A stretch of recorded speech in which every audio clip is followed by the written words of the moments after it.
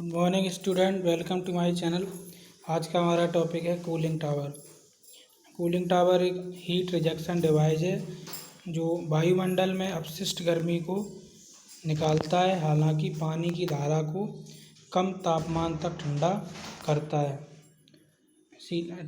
Cooling tower में गर्मी अस्वीकृत के प्रकार को वाष्पीकरणीय कहा जाता है। यह पानी के एक छोटे हिस्से को चलती हवा की धारा में वाष्पित होने के लिए ठंडा करने की अनुमति देता है, ताकि बाकी पानी की धारा को महत्वपूर्ण शीतलन प्रदान किया जा सके और वायु धारा को स्थानांतरित जल धारा से निकलने वाली ऊष्मा वायु के तापमान और उसकी सापेक्ष आर्द्रता को 100% तक बढ़ा देती है और इस वायु को वायुमंडल में छुट्टी दे दी जाती है। शीतलन टावर जैसे वाष्पीकरणीय ताप अस्वीकृत उपकरण आमतौर पर एयर कूलर के साथ या प्राप्त करने की तुलना में काफ़ी कम पानी का तापमान प्रदान करने के लिए उपयोग किया जाता है। कूलिंग टावरों के लिए सामान्य अनुप्रयोग एयर कंडीशनिंग, विनिर्माण और बिजली उत्पादन के लिए ठंडा पानी प्रदान कर रहे हैं। सबसे छोटे कूलिंग टावरों को छोटे पाइपों में आपूर्ति की गई प्रति मिनट केवल कुछ गैलन पानी की धाराओं को संभालने के लिए डिज़ाइन किया गया है, जैसे कि एक निवास में देखा जा सकता है, जबकि प्रति मिनट सबसे बड़ा शांत सैकड़ों गैलन पाइपों की आपूर्ति की जाती है, जितने कि 15 फीट लगभग 5 मीटर एक बड़े बिजली संयंत्र के व्यास में।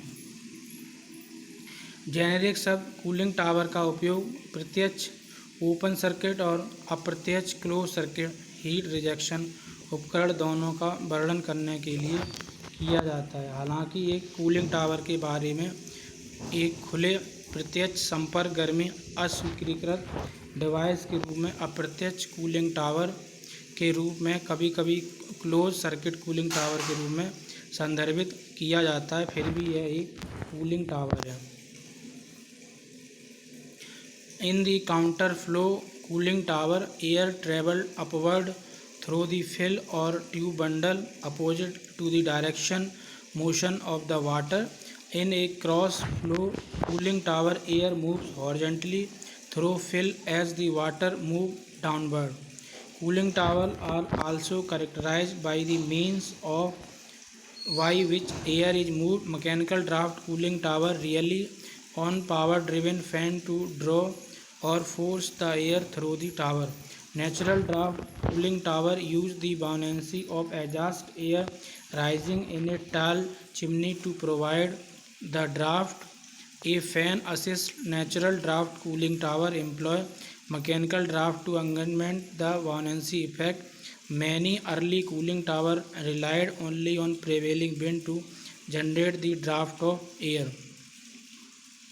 Some useful term commonly used in the tower industry. First one is drift, water droplet that are carried out the cooling tower with the exhaust air. Drift droplets have the same concentration of impurity as the water entering the tower. The drift rate is typically reduced by employing baffle-like device called drift eliminator, through which the air must travel after leaving the fill and spray zones of the tower. Blowout water droplets blown out the cooling by wind, generally at the air inlet opening.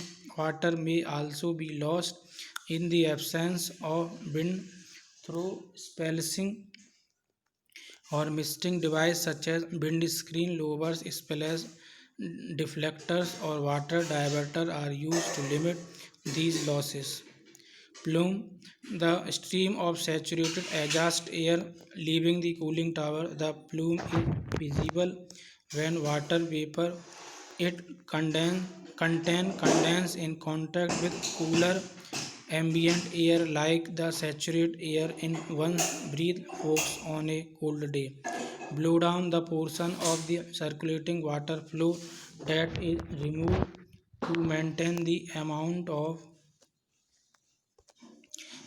of dissolved solid and other impurities at an acceptable level.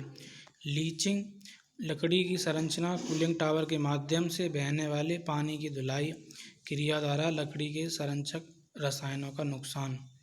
शोर noise एक निश्चित दूरी और दिशा में cooling tower द्वारा सुनाई गई ध्वनि ऊर्जा और सुनाई रिकॉर्ड की गई गिरने वाले पानी के प्रभाव से ध्वनि उत्पन्न होती है। प्रशंसकों द्वारा हवा की गति से संरचना में चलते हुए ब्लेड और मोटर से गियर बॉक्स और ड्राइव बेल्ट।